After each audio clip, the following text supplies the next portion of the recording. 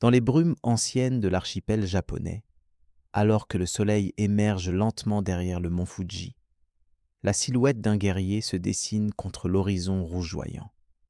Les premières lueurs de l'aube caressent la garde de son katana, illuminant le symbole d'une tradition millénaire qui a façonné non seulement l'histoire d'une nation, mais l'essence même de son identité.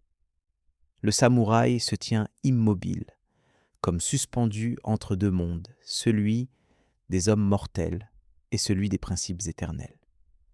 Le vent murmure à travers les branches des cerisiers, portant avec lui les échos d'une philosophie qui transcende le temps, le Bushido, la voie du guerrier. Cette philosophie, gravée dans la conscience collective du Japon, comme les caractères sont gravés dans la pierre des temples anciens, continue de projeter son ombre sur le Japon contemporain, malgré les siècles écoulés et les bouleversements de la modernité. Les gratte-ciels de Tokyo s'élèvent peut-être vers le ciel, comme des monuments à la technologie et au progrès. Mais leur fondation repose sur un sol imprégné des valeurs et des traditions héritées de ces guerriers d'un autre âge. Le ciel s'éclaircit progressivement, révélant un paysage qui porte en lui les cicatrices et les gloires d'un passé tumultueux. Chaque vallée, chaque colline, chaque rivière serpentant à travers les plaines a été témoin du passage des armées de samouraïs, de leurs triomphes et de leurs défaites, de leur grandeur et de leur chute. Le temps a effacé les traces visibles de leur présence, mais la terre elle-même semble garder la mémoire de leurs pas, de leurs batailles, de leur sang versé au nom de leur Seigneur et de leur honneur.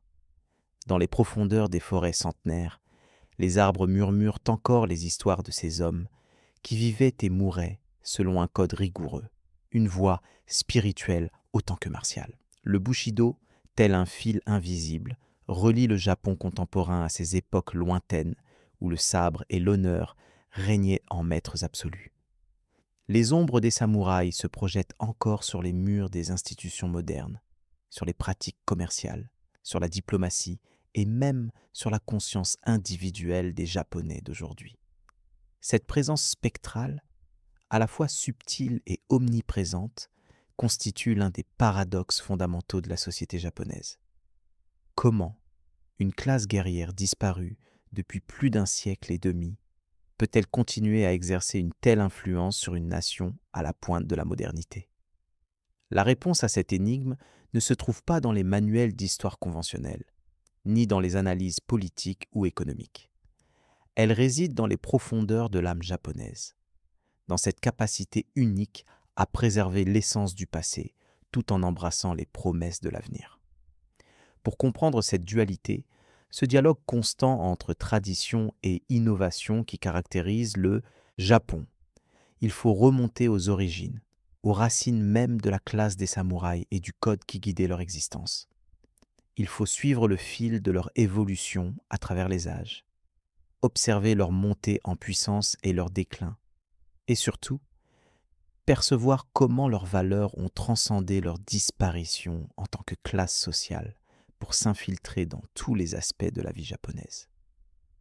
Ce voyage à travers le temps n'est pas une simple exploration historique, c'est une plongée dans les profondeurs de la psyché d'une nation, une tentative de saisir l'insaisissable, de rendre visible l'invisible fil qui relie le samouraï d'antan au salariman moderne, le château féodal au gratte-ciel contemporain, le code d'honneur guerrier au protocole subtil des négociations d'affaires internationales. Alors que le soleil poursuit sa course dans le ciel, illuminant pleinement le paysage japonais, les ombres se rétractent, mais ne disparaissent jamais complètement. De même, l'influence des samouraïs et du Bushido peut sembler s'estomper à certaines périodes, se diluer dans le flot incessant des innovations et des influences étrangères. Mais elle ressurgit toujours, parfois sous des formes inattendues, rappelant au Japon ses racines profondes et son identité unique. Dans les pages qui suivent, nous explorerons ce phénomène fascinant, cette présence persistante d'un passé qui refuse de devenir histoire, qui continue à vivre et à respirer dans le présent, façonnant l'avenir d'une nation comme les mains d'un maître potier façonnent l'argile. avec respect pour la tradition, conscience du présent et vision de ce qui pourrait être. Le voyage sera long et sinueux, comme les chemins de montagne empruntés par les samouraïs en route vers leur destin, mais il nous mènera au cœur même de ce qui fait du Japon une nation si singulière, si paradoxale, si éternellement fascinante. Dans les profondeurs de la nuit ancestrale, bien avant que le terme samouraï ne résonne dans les vallées et les montagnes du Japon, les graines de ce qui deviendrait la classe guerrière la plus emblématique de l'histoire mondiale commençaient déjà à germer dans le sol fertile de l'archipel. L'aube de la civilisation japonaise, enveloppée dans les brumes du temps et les récits mythologiques, portait déjà en elle les prémices d'une société où la valeur guerrière occuperait une place centrale. Les chroniques anciennes, comme le Kojiki et le Nihonshoki, racontent comment les divinités elles-mêmes se livraient à des combats épiques, établissant ainsi un précédent divin pour les conflits humains à venir. Amaterasu, la déesse du soleil et ancêtre mythique de la lignée impériale, confiait à ses descendants des trésors sacrés, parmi lesquels figurait une épée divine, symbole prémonitoire de l'importance que prendrait le sabre dans la culture japonaise. Ces mythes fondateurs, gravés dans la mémoire collective, préparaient inconsciemment le terrain pour l'émergence d'une classe de guerriers qui élèverait l'art du combat au rang de voie spirituelle. Les premiers siècles de l'histoire japonaise documentée voira l'émergence d'une aristocratie centrée autour de la cour impériale, fortement influencée par le modèle chinois. Dans cette société hautement hiérarchisée, les nobles cultivés de Heian-kyo, l'actuel Kyoto, s'adonnaient aux arts raffinés de la poésie, de la calligraphie et de la musique, regardant avec un certain dédain les activités martiales considérées comme vulgaires. Pourtant, dans les provinces éloignées de la capitale, loin des intrigues de cour et des subtilités esthétiques, une réalité plus brutale prévalait. Les gouverneurs provinciaux, chargés de maintenir l'ordre et de collecter les taxes pour le compte de l'empereur, devaient faire face à des défis constants. Révoltes locales, bandits, incursions des peuples non soumis comme les Emishi au nord. Pour assurer ces missions, ils s'entouraient d'hommes d'armes, recrutés parmi les populations locales et formés au maniement des armes traditionnelles, l'arc, la lance et progressivement le sabre. Ces guerriers, encore loin de l'image classique du samouraï des époques ultérieures, constituaient néanmoins la matrice primitive de ce qui allait devenir une classe sociale distincte et puissante. Le terme samouraï, lui-même, dérivé du verbe saburo, signifiant servir, n'apparaît dans les textes qu'à partir du Xe siècle. Initialement, il désignait simplement ceux qui servaient dans l'entourage des nobles, sans connotation exclusivement militaire. Mais graduellement, avec l'affaiblissement du pouvoir central et l'autonomisation croissante des provinces, le terme en vint à désigner spécifiquement ces hommes d'armes qui assuraient la protection des domaines et de leurs seigneurs. La transition fut lente, presque imperceptible, comme le changement des saisons qui transforme le paysage non pas en un jour, mais par une succession de subtiles mutations. Les guerriers, qui n'étaient d'abord que des serviteurs armés, commencèrent à développer leur propre identité, leur propre code, leur propre tradition. Ils forgèrent des alliances entre eux, établirent des lignées où les compétences martiales se transmettaient de père en fils, créèrent des écoles d'arts martiaux où se perfectionnaient les techniques de combat. Dans l'ombre de la brillante culture de Heian, une autre forme de raffinement prenait forme. Non pas celle des arts de cour, mais celle de l'art de la guerre élevé à son expression la plus pure et la plus mortelle. Les chroniques de cette époque de transition sont parsemées de récits qui illustrent cette métamorphose progressive. On y voit des hommes qui ne sont plus de simples soldats mais déjà des guerriers d'élite, combinant l'excellence technique au combat avec un sens aigu de l'honneur et de la loyauté. Le Heike Monogatari, cette épopée qui narre la lutte entre les clans Taira et Minamoto à la fin du XIIe siècle, offre un panorama saisissant de ces samouraïs en devenir.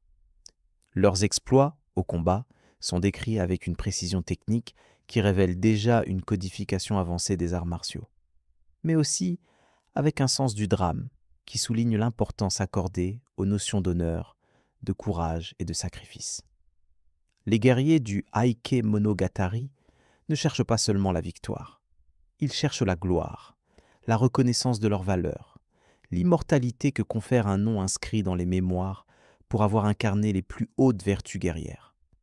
Ils préfigurent ainsi le samouraï idéal des siècles suivants, celui pour qui la manière de combattre et de mourir importe autant, sinon plus, que la simple survie ou le succès matériel.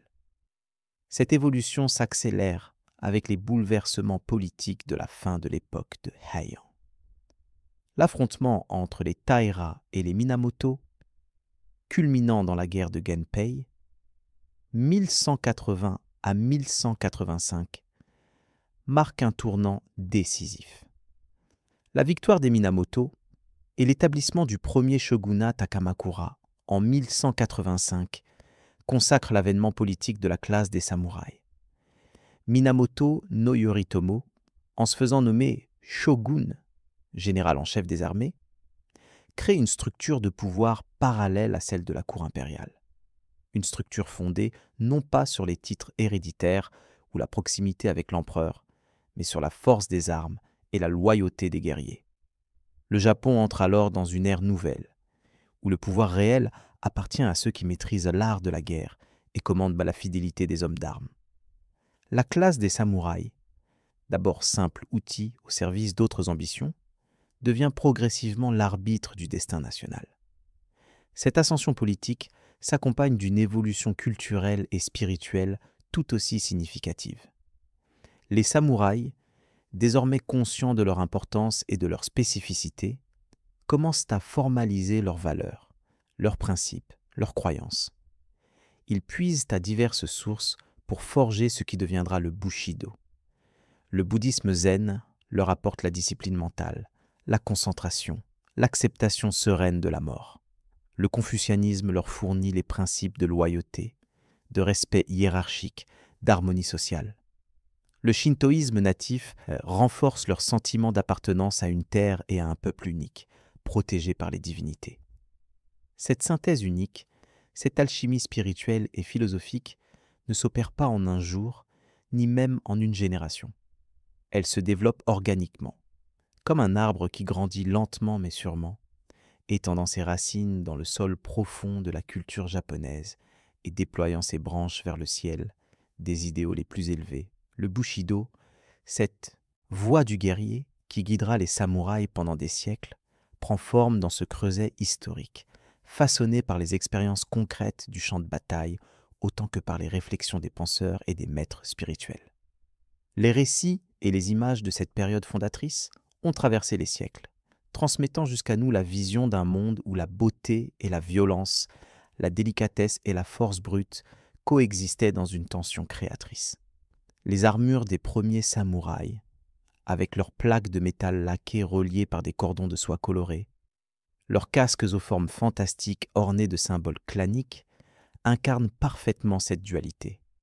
Elles sont à la fois des outils fonctionnels, conçus pour protéger efficacement leurs porteurs dans la fureur du combat, et des œuvres d'art où s'exprime un sens esthétique raffiné. De même, les sabres forgés par les maîtres forgerons de cette époque témoignent d'une recherche simultanée de perfection technique et de beauté formelle. La lame du katana, fruit d'un processus complexe de pliage et de forgeage répété du métal, atteint un équilibre idéal entre flexibilité et dureté, entre capacité à absorber les chocs et tranchants implacables. Mais elle est aussi, dans sa courbe élégante, dans les motifs subtils révélés par le polissage, dans l'harmonie de ses proportions, une expression de cet idéal japonais où l'utile et le beau ne font qu'un. Au fil des générations, à mesure que s'affirme et se consolide la domination politique des samouraïs, le Bushido se cristallise en un code de plus en plus explicite, en un ensemble de principes qui définissent non seulement comment un guerrier doit combattre, mais comment il doit vivre chaque aspect de son existence. La loyauté envers le Seigneur devient une valeur cardinale, justifiant les plus grands sacrifices, y compris celui de la vie. Le courage face à l'adversité et à la mort est célébré comme la vertu suprême, celle qui distingue le véritable samouraï du simple soldat ou du civil. L'honnêteté et la droiture morale sont exigées en toutes circonstances, car un guerrier qui ment ou triche déshonore non seulement lui-même, mais son maître et ses ancêtres.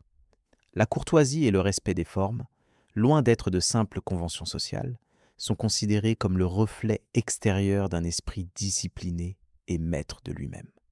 L'honneur, concept complexe englobant la réputation, l'intégrité personnelle et la fidélité à sa parole, devient la pierre angulaire de l'identité du samouraï. Un bien plus précieux que la richesse matérielle ou même que la vie elle-même. Ces valeurs, codifiées progressivement dans des textes comme le Hagakure ou le Gorin no Sho, ne restent pas confinées au domaine théorique ou à la sphère privée.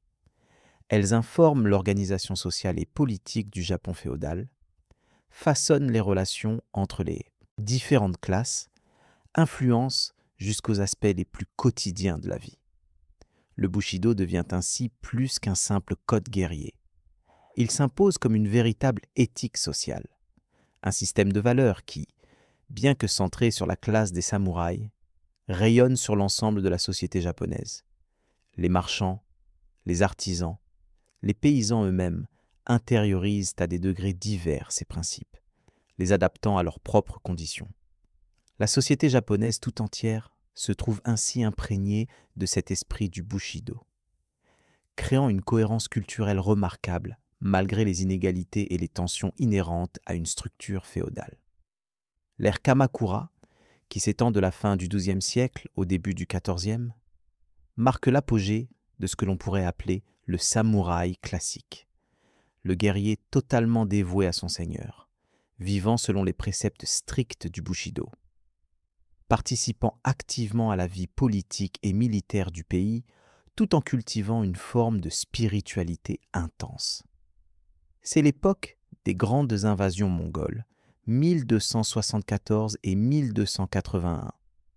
Repoussées non sans l'aide providentielle des vents divins, kamikazes, qui dispersèrent la flotte ennemie.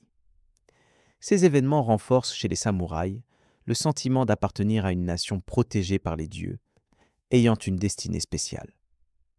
C'est aussi une période de floraison culturelle et artistique, où les samouraïs, tout en restant avant tout des guerriers, commencent à s'intéresser aux arts et aux lettres, développant ce qui deviendra un trait caractéristique de leur classe.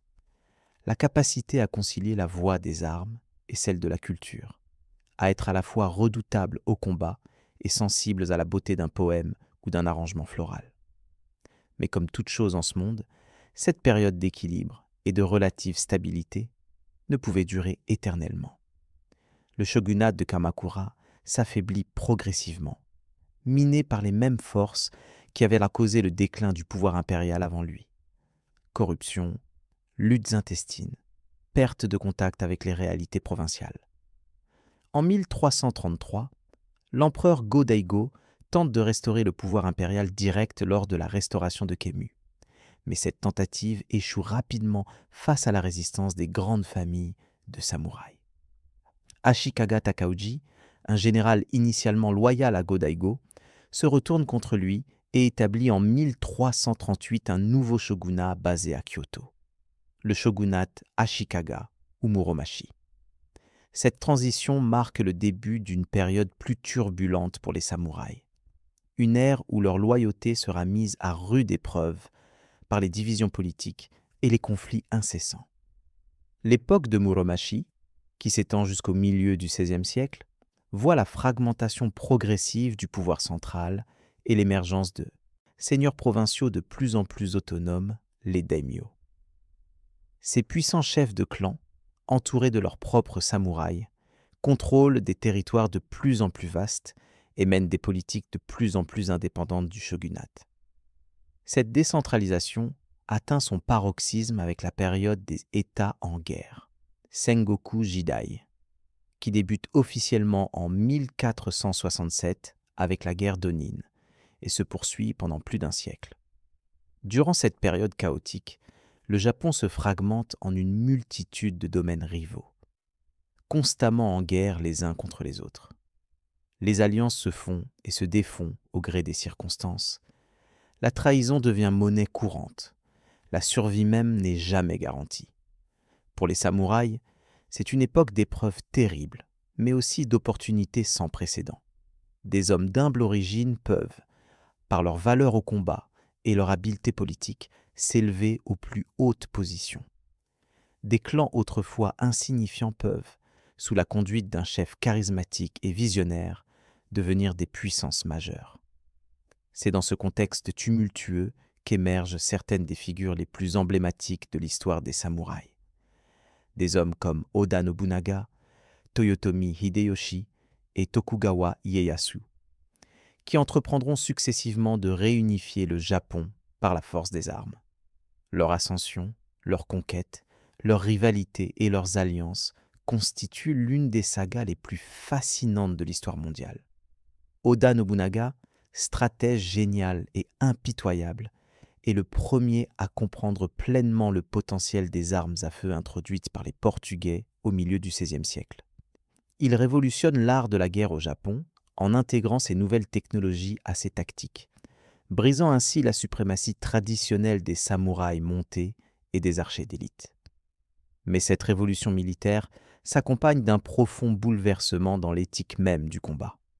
Les armes à feu, avec leur capacité à tuer à distance, sans contact direct, sans engagement personnel, semblent contredire l'esprit même du Bushido, fondé sur la confrontation directe, le courage individuel, la maîtrise technique.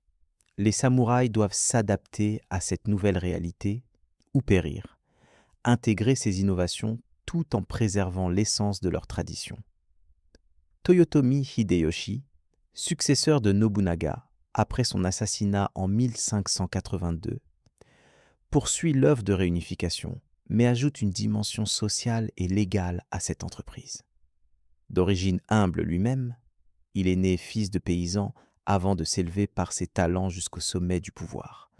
Il comprend la nécessité de stabiliser la société japonaise en clarifiant les statuts.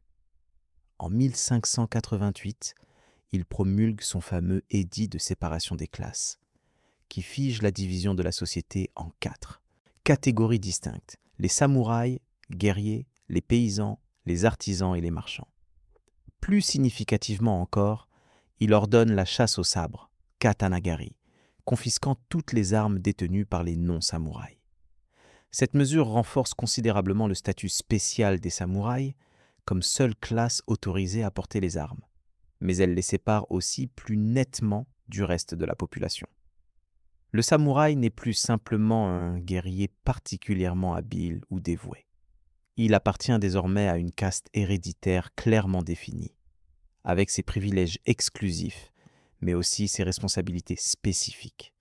Tokugawa Ieyasu, le dernier et peut-être le plus habile des 3 unificateurs, établit en 1603, après sa victoire décisive à la bataille de Sekigahara, un nouveau shogunat basé à Edo, l'actuel Tokyo.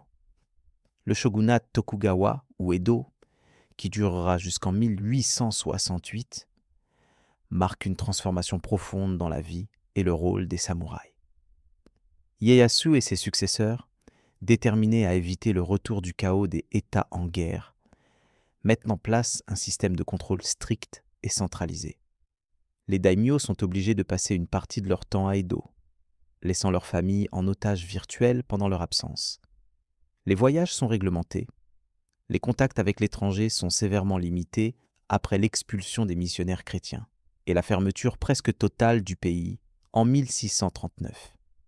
Cette politique isolationniste, sakoku, qui ne laisse qu'une étroite fenêtre ouverte sur le monde extérieur via le port de Nagasaki, crée les conditions d'un développement culturel uniquement japonais, où les valeurs et les traditions des samouraïs peuvent s'épanouir sans interférence étrangère significative. Paradoxalement, cette période de paix relative, la plus longue qu'ait connue le Japon prémoderne, pose un défi existentiel à la classe des samouraïs. Comment maintenir l'esprit guerrier, les vertus martiales, l'éthique du combat dans une société où les grandes batailles appartiennent au passé? Comment justifier les privilèges d'une classe définie par sa fonction militaire quand cette fonction devient de plus en plus théorique? Les samouraïs de l'ère Edo doivent réinventer leur identité, trouver de nouvelles façons d'exprimer et de vivre les valeurs du Bushido. Certains se tournent vers l'administration, devenant des bureaucrates efficaces au service du shogunat ou des domaines. D'autres approfondissent leur pratique des arts martiaux, non plus comme préparation directe à la guerre, mais comme voie de perfectionnement personnel et spirituel. D'autres encore se consacrent aux arts et aux lettres, devenant poètes, peintres, calligraphes, maîtres de cérémonie du thé. Le samouraï idéal de cette époque n'est plus seulement un guerrier redoutable, c'est un homme complet, cultivé, maîtrisant aussi bien le pinceau que le sabre, capable de composer un poème aussi facilement que de trancher un ennemi. Cette évolution se reflète dans la codification plus formelle du Bushido, qui s'opère durant cette période. Des textes comme le Hagakure de Yamamoto Tsunetomo, compilé au début du XVIIIe siècle, ou les écrits de Daidoji Yuzan, offrent une vision systématique et détaillée de ce que doit être la voie du guerrier. Non pas simplement un ensemble de techniques de combat, ou même de principes moraux, mais une véritable philosophie de vie englobant tous les aspects de l'existence. Le samouraï idéal y est décrit comme un homme constamment conscient de sa mortalité. Le Bushido, c'est trouver la façon de mourir selon la formule célèbre du Hagakure.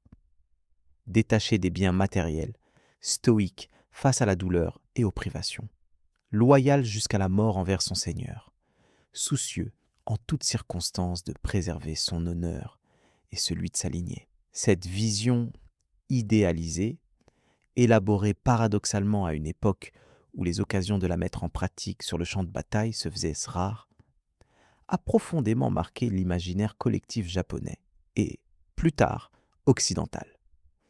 Elle a créé une sorte de mythe du samouraï qui, comme tous les mythes puissants, contient à la fois des éléments de vérité historique et des projections idéalisées, des aspirations plus que des réalités.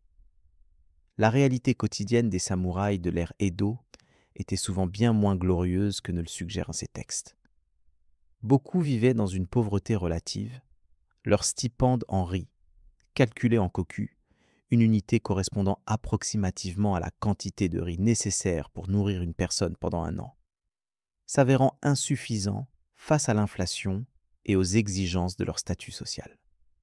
Les samouraïs de rang inférieur, en particulier, pouvaient connaître des conditions de vie à peine meilleures que celles des paysans ou des artisans qu'ils étaient censés surpasser en dignité. Cette précarité économique créait un décalage croissant entre l'idéal du Bushido, avec son détachement proclamé des considérations matérielles, et la réalité d'existence souvent consacrée à la simple survie. De plus, l'absence de guerre véritable privait la plupart des samouraïs de l'occasion de prouver leur valeur au combat, de vivre pleinement cet idéal de loyauté et de courage dont ils se réclamaient. Les duels, souvent illégaux mais tolérés, et les vendettas, comme la célèbre vengeance des 47 Ronins, devenaient ainsi les rares occasions où l'esprit du Bushido pouvait s'exprimer dans toute sa pureté tragique. Malgré ses contradictions et ses difficultés, la classe des samouraïs maintient sa position dominante tout au long de l'ère Edo, préservant ses privilèges et son prestige social. Les valeurs du Bushido, adaptées aux circonstances nouvelles, continuent à influencer profondément la culture japonaise dans son ensemble. L'esthétique des samouraïs, ce mélange caractéristique de sobriété et de raffinement, cette valorisation de la retenue émotionnelle, cette capacité à percevoir la beauté dans l'éphémère et l'imparfait, informent les arts traditionnels comme la poésie, la peinture, l'architecture, la cérémonie du thé. Leur éthique, loyauté, sens du devoir, discipline, respect de la hiérarchie, façonnent les relations sociales à tous les niveaux. Leur spiritualité, ce syncrétisme unique de bouddhisme zen, de confucianisme et de shintoïsme, continue à offrir un cadre de référence pour la compréhension du monde et de la place de l'homme en son sein. Le Bushido, bien que né dans un contexte guerrier spécifique, transcende ainsi sa fonction première pour devenir un élément constitutif de l'identité culturelle japonaise. Cet équilibre, maintenu pendant plus de 2 siècles, est brutalement rompu par l'arrivée des navires noirs du commodore Matthew Perry en 1853. Cette intrusion forcée de l'Occident dans l'isolement japonais déclenche une crise politique majeure qui aboutira, après une période de troubles intenses, à la restauration de Meiji en 1868. La chute du shogunat Tokugawa et le retour à un pouvoir impérial effectif marquent aussi la fin officielle de la classe des samouraïs en tant qu'entité politique et sociale distincte. Les réformes entreprises par le nouveau gouvernement impérial visent explicitement à moderniser le Japon selon le modèle occidental, abandonnant les structures féodales au profit d'un État-nation centralisé et industrialisé. En 1876, le port des 2 sabres, Daisho, privilège emblématique des samouraïs, est officiellement interdit. La même année, les stipendes héréditaires qui assuraient leur subsistance sont convertis en obligations gouvernementales à la valeur rapidement décroissante. La classe guerrière qui avait dominé le Japon pendant près d'un millénaire se trouve ainsi brutalement privée de sa raison d'être, de ses privilèges, de ses moyens d'existence traditionnels. Cette transition abrupte ne se fait pas sans résistance ni souffrance. La rébellion de Satsuma en 1877, menée par Saigo Takamori, figure emblématique de l'ancien esprit samouraï, représente la dernière tentative significative de s'opposer par les armes à cette transformation radicale. Sa défaite et son suicide rituel, seppuku, symbolisent parfaitement la fin d'une époque. Le dernier samouraï tombant avec honneur pour défendre un mode de vie et des valeurs que le Japon moderne semblait vouloir abandonner dans sa course vers la modernité occidentale. L'image poignante de Saigo et de ses fidèles combattant avec leurs sabres traditionnels contre les fusils et les canons d'eux. L'armée impériale moderne cristallise cette confrontation tragique entre 2 mondes, 2 visions du Japon, apparemment irréconciliables. Pourtant, si la classe des samouraïs disparaît officiellement de la structure sociale japonaise, l'esprit du Bushido, lui, ne meurt pas avec Saigo Takamori et ses compagnons. Il se transforme, s'adapte, trouve de nouveaux canaux d'expression dans le Japon de l'ère Meiji et au-delà. Les anciens samouraïs et leurs descendants jouent un rôle crucial dans la modernisation du pays, mettant leur éducation, leur discipline, leur sens du devoir au service de la nouvelle nation. Ils deviennent officiers dans la nouvelle armée impériale, fonctionnaires dans l'administration réformée, entrepreneurs dans l'économie en plein développement, enseignants dans le système éducatif modernisé. Ils apportent avec eux les valeurs du Bushido, les adaptant aux exigences de la société industrielle, sans en perdre l'essence. La loyauté au seigneur féodal devient loyauté à l'empereur et à la nation. Le courage au combat se transforme en détermination face aux défis de la modernisation. L'honneur personnel s'exprime désormais dans l'excellence professionnelle et le service à la collectivité.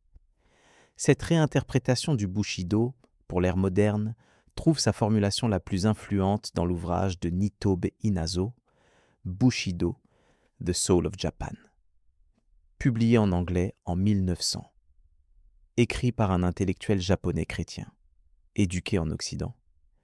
Ce livre présente le Bushido, non pas comme un simple code guerrier obsolète, mais comme l'essence même de l'identité japonaise, le fondement moral qui explique le caractère national et les succès du Japon moderne. En établissant des parallèles entre les valeurs samouraïs et les idéaux chevaleresques occidentaux, Nitobe rend le Bushido accessible et attrayant pour un public international, tout en offrant aux Japonais eux-mêmes une façon de réconcilier leur héritage traditionnel avec leurs aspirations modernes. Son interprétation, qui met l'accent sur les aspects éthiques et spirituels du Bushido plutôt que sur ses dimensions martiales, permet de préserver cet héritage dans un contexte où la guerre elle-même est en train de se transformer radicalement. Cette réinterprétation s'avère particulièrement significative, alors que le Japon s'engage dans une série de conflits militaires qui marqueront profondément son histoire moderne. La guerre sino-japonaise de 1894, 1895, la guerre russo-japonaise de 1904-1905 et ultimement la Seconde Guerre mondiale. L'esprit du Bushido, adapté aux conditions de la guerre moderne, imprègne l'armée impériale japonaise et la marine, inspirant un niveau de discipline, de détermination et de sacrifice personnel qui impressionne et parfois terrifie les observateurs occidentaux. Mais cette application du Bushido au contexte des guerres industrielles modernes révèle aussi ses aspects les plus problématiques. Détaché de son contexte féodal original, privé des contraintes sociales et éthiques qui l'équilibraient, réduit parfois à une simple exaltation du sacrifice et de la loyauté inconditionnelle, le Bushido militarisé de cette période peut conduire à des extrêmes tragiques, comme en témoignent les kamikazes de la fin de la Seconde Guerre mondiale ou les atrocités commises au nom de l'empereur et de la nation. La défaite de 1945 marque un nouveau tournant dans cette histoire complexe.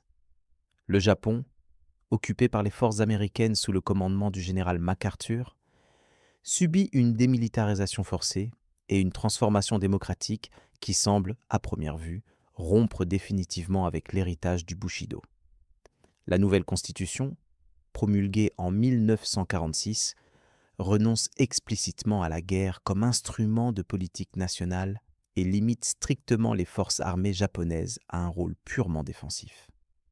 L'empereur lui-même, figure centrale de la loyauté samouraï réinterprétée pour l'ère moderne, est contraint de renoncer à son statut divin et de devenir un simple symbole de l'État et de l'unité du peuple.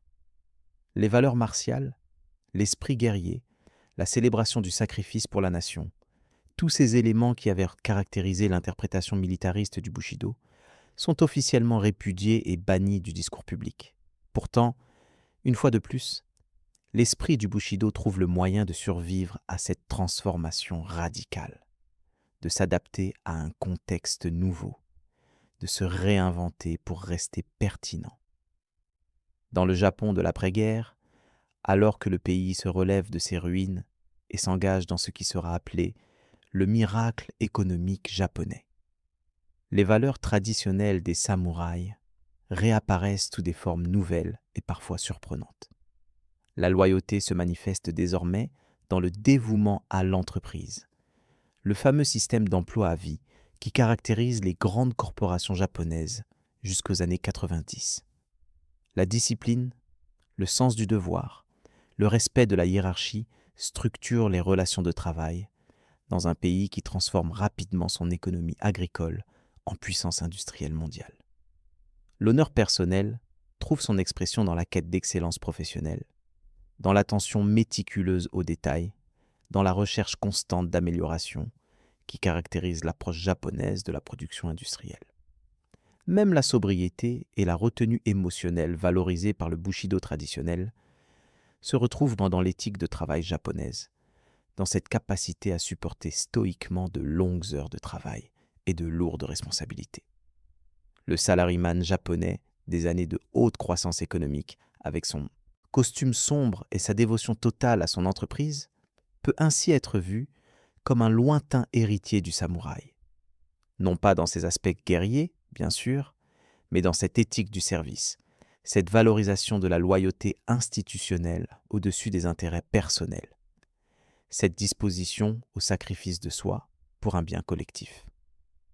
Les dirigeants d'entreprises japonais, de leur côté, s'inspirent souvent explicitement des principes du Bushido dans leur approche du leadership et de la stratégie commerciale. Des ouvrages comme The Book of Five Rings de Miyamoto Musashi, initialement un traité d'escrime du XVIIe siècle, sont réinterprétés comme des manuels de stratégie des affaires, trouvant une nouvelle pertinence dans l'arène compétitive du capitalisme mondial. L'esprit du samouraï, adapté aux réalités du monde des affaires modernes, contribue ainsi significativement au succès économique du Japon d'après-guerre. Cette persistance de l'influence du Bushido ne se limite pas au domaine économique. Dans la culture populaire japonaise contemporaine, manga, anime, cinéma, littérature, les figures de samouraïs et les valeurs qu'ils incarnent occupent une place prépondérante. Des films comme ceux d'Akira Kurosawa, qui présentent des samouraïs aux prises avec des dilemmes moraux complexes, aux mangas comme Vagabond, qui explorent en profondeur la psychologie et la philosophie des guerriers historiques, en passant par d'innombrables œuvres qui transposent l'esprit du Bushido dans des contextes futuristes ou fantastiques, la fascination pour cet héritage ne semble jamais s'épuiser. Ces représentations culturelles, loin d'être de simples exercices nostalgiques, permettent aux Japonais contemporains d'explorer les tensions et les continuités entre leurs valeurs traditionnelles et les exigences de la modernité. De réfléchir sur ce que signifie l'honneur, la loyauté, le courage dans un monde radicalement différent de celui des samouraïs historiques. Dans le domaine des arts martiaux japonais modernes, l'héritage du Bushido est particulièrement visible et vivant. Des disciplines comme le kendo, le iaido, le kyudo, le judo, l'aïkido, bien que souvent transformés en sport ou en pratique de développement personnel, préservent consciemment l'esprit et les valeurs des arts martiaux samouraïs. Les dojos où se pratiquent ces arts ne sont pas simplement des salles d'entraînement physique. Ce sont des espaces où se transmettent une éthique, une philosophie, une façon d'être au monde. Les rituels qui encadrent la pratique, les saluts formels, le respect accordé au sensei maître, l'attention portée à la tenue et à la posture, la progression graduelle à travers des grades qui reflètent non seulement la maîtrise technique, mais aussi la maturité spirituelle, tout cela perpétue l'essence du Bushido dans un contexte contemporain. Ces arts martiaux, exportés dans le monde entier, constituent d'ailleurs l'un des vecteurs les plus efficaces de diffusion internationale des valeurs samouraïs, permettant à des pratiquants de toute nationalité de s'imprégner de cet héritage spirituel et philosophique unique. L'influence du Bushido s'étend également à des domaines plus inattendus de la société japonaise contemporaine. Le système éducatif, par exemple, avec son accent sur la discipline, le travail acharné, le respect de l'autorité et l'importance du groupe sur l'individu, reflète des valeurs profondément enracinées dans la tradition samouraï.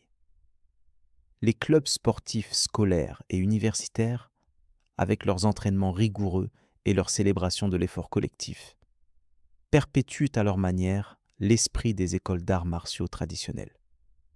Même la politique japonaise moderne, malgré son cadre démocratique formel, reste imprégnée de notions héritées du Bushido, comme en témoigne l'importance accordée au consensus, la réticence à s'opposer ouvertement à l'autorité, la valorisation de la loyauté institutionnelle, ou encore la pratique du suicide politique, démission en cas de scandale ou d'échec majeur, écho lointain du seppuku des samouraïs déshonorés. Cette omniprésence subtile mais profonde de l'héritage du Bushido dans la société japonaise contemporaine soulève des questions fascinantes sur la nature même de la modernité et sur les différentes voies possibles de développement des sociétés humaines. Le Japon, tout en adoptant les technologies, les institutions et de nombreux aspects culturels de la modernité occidentale, a maintenu une continuité remarquable avec ses traditions propres, créant ainsi un modèle de modernité distinct, où l'ancien et le nouveau coexistent dans une tension créative, plutôt que dans une opposition binaire. Cette capacité à intégrer le changement sans perdre son identité profonde, à adopter des innovations extérieures, tout en les adaptant à un cadre culturel préexistant, constitue peut-être l'un des héritages les plus significatifs du Bushido et de la culture samouraï, non pas tant dans ses principes spécifiques que dans cette flexibilité adaptative qui permet la survie et la pertinence à travers des transformations radicales du contexte historique et social. Aujourd'hui, alors que le Japon fait face aux défis du XXIe siècle, vieillissement de la population, stagnation économique, concurrence internationale accrue, transformation sociale profonde, l'héritage du Bushido continue d'offrir des ressources spirituelles et éthiques pour naviguer dans ces eaux incertaines. Certains aspects de cet héritage, comme l'accent mis sur la hiérarchie stricte ou les rôles de genre traditionnels, peuvent certes sembler anachroniques ou problématiques dans le contexte contemporain. Mais d'autres, comme la valorisation de la résilience face à l'adversité, l'importance accordée à l'intégrité personnelle, le sens de la responsabilité collective, ou encore cette conscience aiguë de l'impermanence de toute chose qui caractérisait la sensibilité esthétique et spirituelle des samouraïs, gardent une pertinence remarquable face aux crises environnementales, économiques et sociales de notre époque. En explorant l'histoire des samouraïs et l'évolution du Bushido à travers les siècles, nous découvrons ainsi bien plus qu'une simple chronique de guerriers d'un autre âge. Nous touchons à quelque chose de plus profond et de plus universel. La quête humaine de sens, d'honneur, de transcendance dans un monde marqué par le changement constant et l'inévitabilité de la mort. Les samouraïs, avec leur acceptation stoïque de la mortalité, leur recherche d'une vie significative dans l'ombre omniprésente de la fin, leur valorisation de la beauté éphémère, justement parce qu'elle est éphémère, offrent une sagesse qui résonne bien au-delà des frontières du Japon et des limites temporelles de leur époque historique. Dans un monde contemporain souvent caractérisé par la recherche effrénée du confort matériel, par le déni de la finitude, par la fragmentation de l'expérience et la perte des repères traditionnels, le Bushido, avec sa vision intégrée de la vie où l'action, l'éthique et l'esthétique forment un tout cohérent, peut offrir une perspective alternative précieuse, non pas comme un modèle à reproduire littéralement, mais comme une source d'inspiration pour forger nos propres voies vers une existence authentique et significative. Alors que le soleil se couche sur les gratte-ciels de Tokyo, projetant des ombres allongées qui se mêlent à celles, invisibles mais toujours présentes, des samouraïs d'antan, nous prenons conscience de cette continuité subtile, de ce dialogue ininterrompu entre passé et présent qui caractérise la culture japonaise. Le samouraï, avec son katana étincelant et son code d'honneur inflexible, appartient certes à une époque révolue, mais son esprit, cette quête d'excellence, cette conscience aiguë de la mortalité, cette valorisation de la loyauté et de l'intégrité, cette sensibilité à la beauté fugitive du monde, continue à façonner l'âme du Japon contemporain, à informer ses choix collectifs et individuels, à nourrir sa créativité culturelle. Dans un monde en mutation constante, où l'ancien et le nouveau se confrontent et se mêlent dans une danse complexe, l'héritage du Bushido offre un fil conducteur, un principe d'équilibre et de continuité qui permet au Japon de naviguer entre tradition et innovation, entre préservation de son identité unique et ouverture aux influences d'extérieur. Et peut-être est-ce là, finalement, la leçon la plus précieuse que nous puissions tirer de cette exploration de l'histoire des samouraïs et de leur influence persistante. L'importance de maintenir un dialogue vivant avec notre héritage culturel. Non pas comme un fardeau qui nous enchaîne au passé, mais comme une ressource qui nous aide à affronter l'avenir avec sagesse et intégrité. Dans ce dialogue, nous découvrons que les questions fondamentales qui préoccupaient les samouraïs, comment vivre honorablement dans un monde incertain, comment concilier force et compassion, comment faire face à notre finitude avec dignité, restent essentiellement les nôtres, même si les contextes et les formes de réponse ont radicalement changé. L'ombre du samouraï continue ainsi à nous accompagner, non pas comme un fantôme menaçant d'un passé révolu, mais comme un guide subtil qui nous rappelle notre humanité commune à travers les vicissitudes de l'histoire. Quand la nuit tombe complètement sur l'archipel japonais, enveloppant dans son manteau d'obscurité les vestiges des châteaux féodaux comme les complexes industriels ultramodernes, une certaine qualité de silence s'installe. Un silence qui semble résonner des échos lointains des pas des samouraïs sur les chemins de montagne, du sifflement de leurs flèches fendant l'air, du chant métallique de leurs sabres s'entrechoquant dans la fureur du combat. Dans ce silence, nous pouvons presque entendre le murmure de leur sagesse ancestrale, nous invitant à contempler notre propre voix avec la même intensité, le même courage, la même conscience aiguë de l'impermanence qui caractérisait leur approche de l'existence. Et peut-être, en écoutant attentivement, pourrons-nous discerner notre propre Bushido. Non pas une imitation servile de celui des samouraïs historiques, mais une voix authentique, enracinée dans notre réalité contemporaine, tout en s'inspirant de leur exemple intemporel de dignité face aux défis de la condition humaine. L'aube nouvelle qui se lèvera sur le Japon demain apportera son lot de défis inédits, de transformations imprévisibles, d'opportunités et de menaces sans précédent.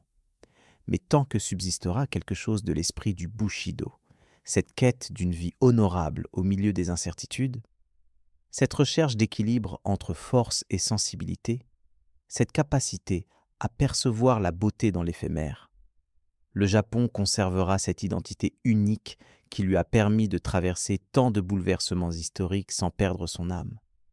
Et le monde entier pourra continuer à s'enrichir de cette sagesse particulière, née dans les monastères zen et les dojos des samouraïs, mûrie à travers les siècles de paix et de guerre, et finalement transmise à l'humanité tout entière comme un témoignage précieux de notre capacité commune à créer du sens et de la beauté face à l'inévitable flux du changement et à l'horizon inéluctable de notre mortalité. Dans la pénombre qui précède l'aurore, quand le temps semble suspendu entre hier et demain, l'ombre du samouraï se fond dans celle de l'homme moderne, rappelant leur commune humanité au-delà des différences d'époque et de culture. Et dans cette fusion momentanée, nous entrevoyons la possibilité d'une sagesse qui transcende les particularismes historiques pour toucher à l'universel. Une sagesse qui nous enseigne non pas comment vivre comme les samouraïs d'autrefois, mais comment affronter nos propres batailles avec la même intégrité, le même courage, la même conscience lucide de notre place dans le grand cycle de la vie et de la mort. C'est peut-être là l'ultime legs du Bushido au monde contemporain. Non pas un modèle à reproduire littéralement, mais une inspiration à réinterpréter constamment pour éclairer notre propre chemin à travers les complexités et les incertitudes de notre époque.